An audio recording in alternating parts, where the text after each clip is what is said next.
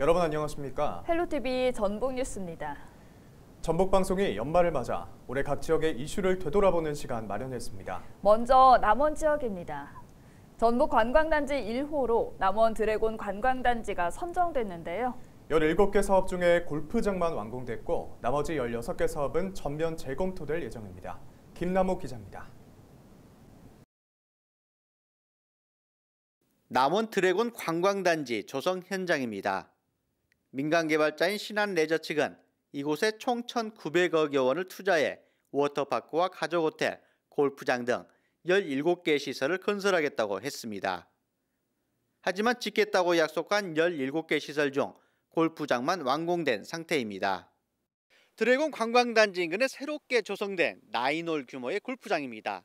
이곳은 체육시설 용지로 변경되지 않은 채 골프장이 운영되고 있습니다.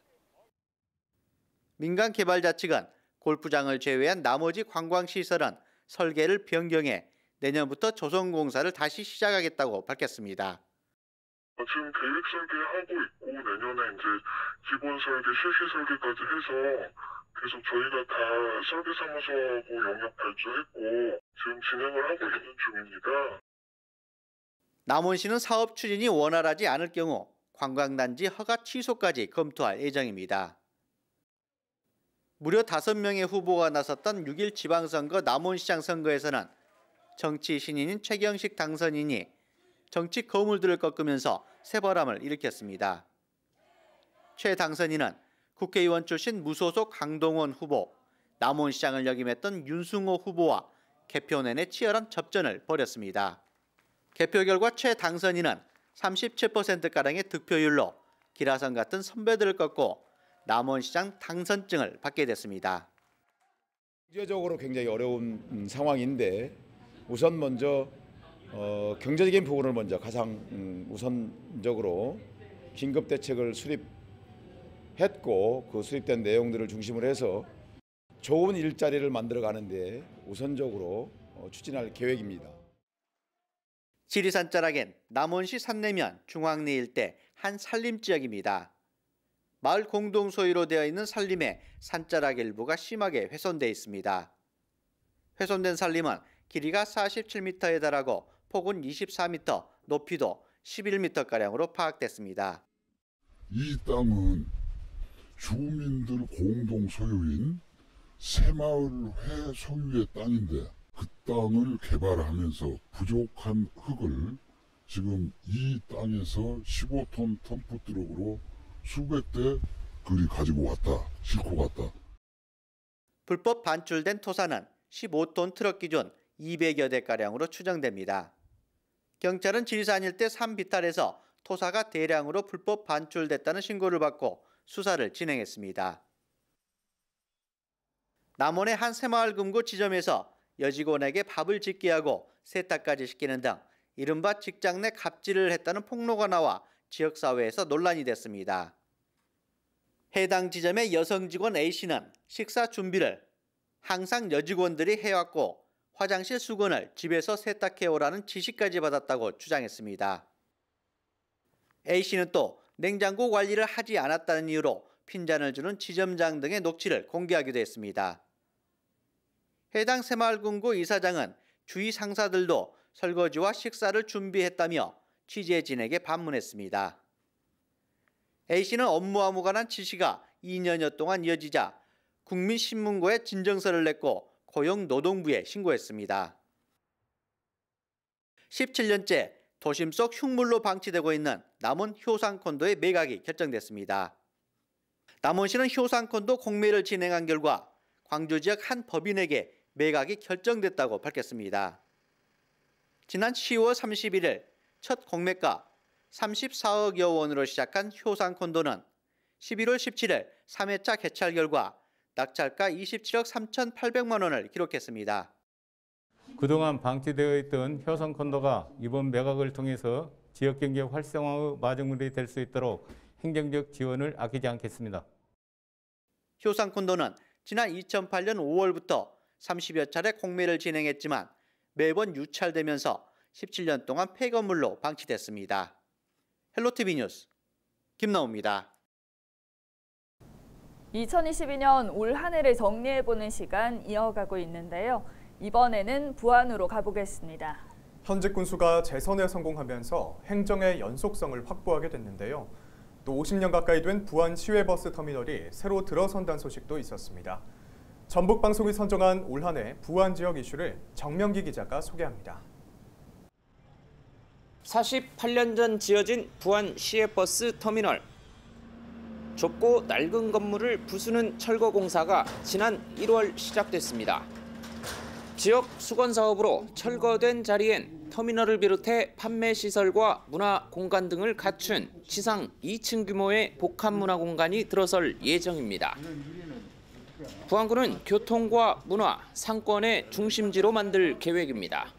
부안 시외버스 터미널 신축이 마무리되면 부안의 교통, 문화, 상권의 허브로서 인근의 부안 복합 커뮤니티 센터와 더불어 부안의 새로운 랜드마크로 떠오를 것으로 기대됩니다.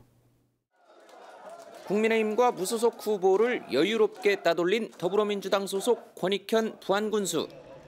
재선에 성공하면서 행정의 연속성을 확보하게 됐습니다.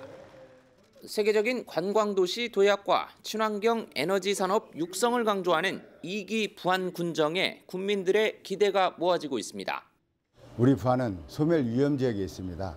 그래서 지금이 지속 가능한 부안을 만드는 골든 타임이다. 저는 이렇게 생각을 하고요.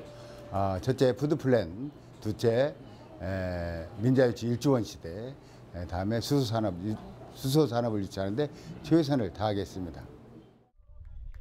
국제 야영 대회인 제25회 세계 스카우트 잼버리를 유치한 건 지난 2017년. 25th World Scout Jamboree goes to Korea. 내년 8월이면 170여 개 나라에서 스카우트 대원과 임원 등 5만여 명이 부안 새만금을 찾게 됩니다.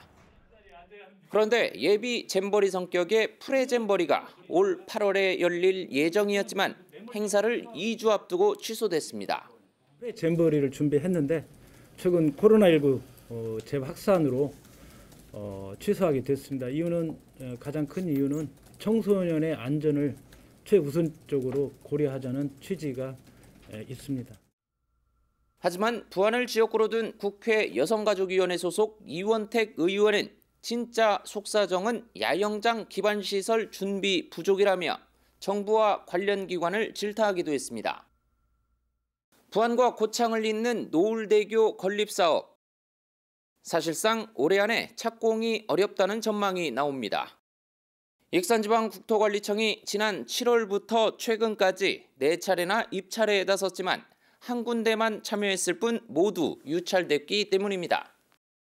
낮은 공사 금액으로 인한 수익성 감소 우려와 철근 등 자재비 인상 등이 원인으로 분석됩니다. 노을대교가 건설된 이후 부안의 교통량 및 방문객 변동에 따른 인근 지역 발전 계획을 수립하고 있습니다.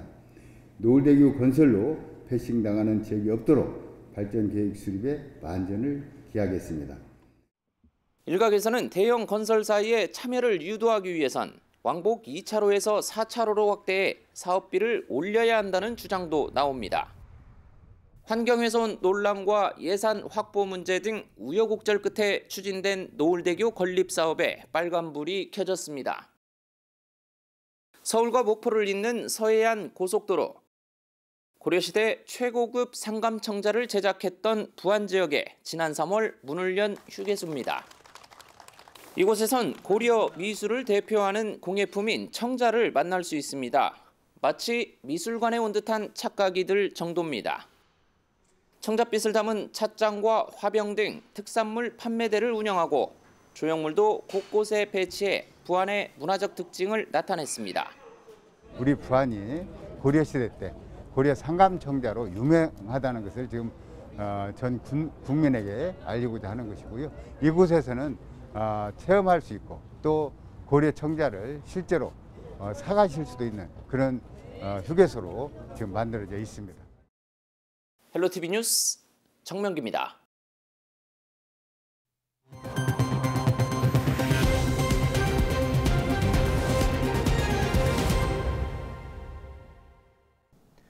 정읍사 문화공원 일대에 조성된 아양 사랑숲 자락에 이른바 치유의 숲이 들어설 예정입니다.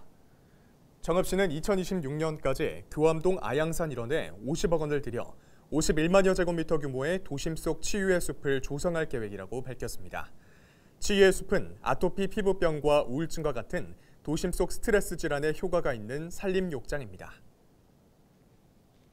한국은행 전북본부는 설을 앞두고 도내 중소기업에 100억 원의 특별자금을 지원한다고 밝혔습니다.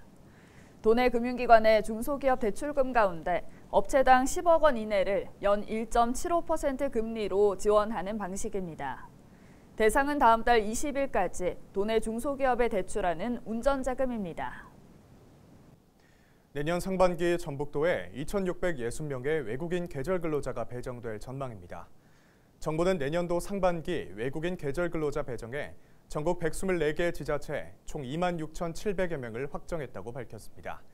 이는 올해 상반기 배정한 인원 12,300여 명보다 2.2배 많은 역대 최대 규모입니다. 전북 지역은 2,660명을 배정받았으며 고창군이 776명으로 가장 많았습니다. 이상으로 뉴스를 마칩니다. 저희는 언제나 지역민 여러분과 함께하겠습니다. 시청해주신 여러분 고맙습니다.